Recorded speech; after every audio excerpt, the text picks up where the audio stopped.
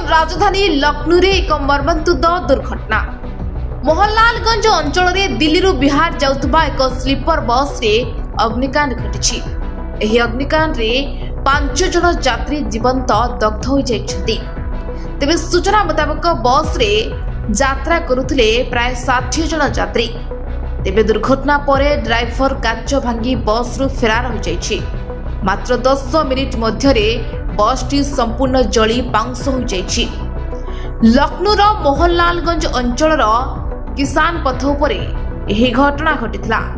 दिल्ली बिहार जाउथबा एक घरोई sleeper bus हठात निया लागि जाइथिला।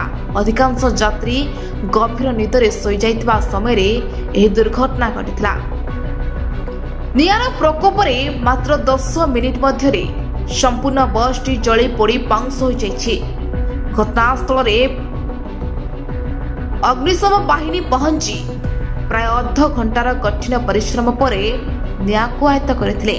बस जरूरी कालीन द्वार खोली नथिला, जहा फल रे यात्री मानक बाहर को बाहरी बारे असुविधा होइथिला। एही कारणरू अनेक लोक फसी रहिथिले ओ शेषरे मृत्युवरण करथिबा अनुमान करा जाउछि।